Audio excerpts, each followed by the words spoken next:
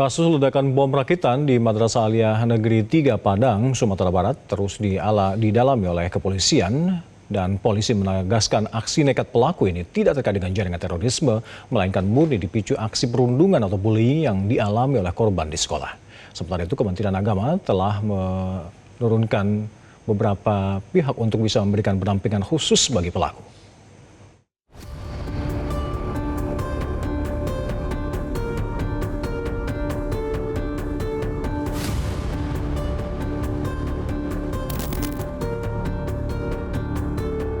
Kepolisian daerah Sumatera Barat bersama Polresta Padang terus melakukan pemeriksaan intensif terkait insiden ledakan bom rakitan di Madrasah Aliyah Negeri 3 Padang yang terjadi pada Selasa lalu.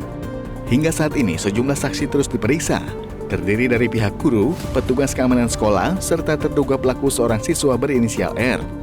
Proses pemeriksaan terhadap pelajar R dilakukan di Mapolresta Padang dengan mengedepankan pendampingan khusus karena statusnya yang masih di bawah umur.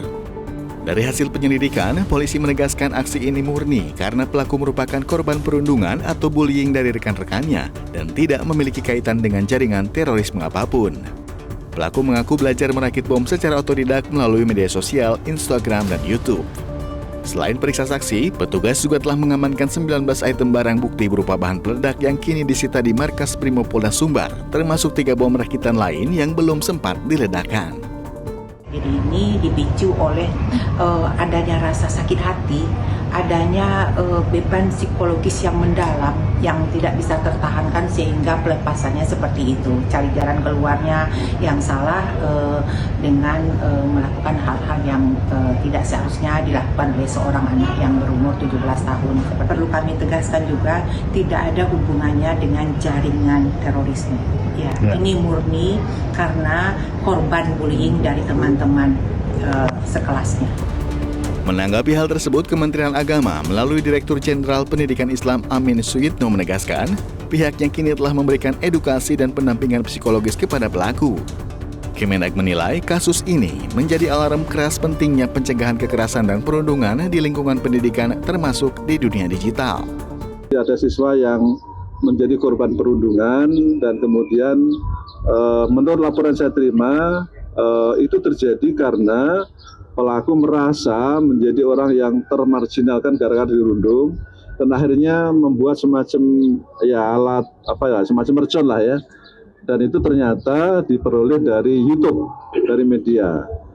Sehingga tentu anak ini kita edukasi, kita berikan pendampingan meskipun tetap kita proses dengan ketat regulasi, dan itu juga sebagai penanda bahwa ternyata yang selama ini selalu kita dengungkan pentingnya anti kekerasan, ini juga tidak kalah pentingnya kita mencegah anti kekerasan di dunia digital, di dunia medsos, karena memang kasus seperti ini ternyata tidak belajar dengan cara-cara yang konvensional yang lewat offline. Ini aja.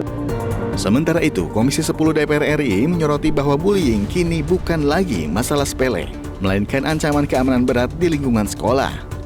DPR mendesak stakeholder terkait bekerja sama dalam menangani kasus tersebut, seperti Kementerian Komunikasi dan Digital atau Komdigi untuk segera membatasi konten negatif di media sosial yang mudah ditiru anak-anak. Nah, ini menunjukkan bahwa ternyata bullying itu bukan tindakan kekerasan yang ringan. Bullying merupakan tindakan kekerasan yang sangat berat, sangat besar dampaknya, karena ternyata yang merakit bom ini adalah korban bullying. Nah, oleh sebab itu tentu kami berharap kepada seluruh stakeholder pendidikan, ayo kita kerjasama, orang tua, sekolah, dinas pendidikan, Kementerian Pendidikan Dasar dan Menengah, dan termasuk kami di DPR RI, kita cari solusi terbaiknya. Yang kedua, kami minta Komdigi untuk membatasi konten-konten yang negatif di media sosial. Tim Liputan Metro TV.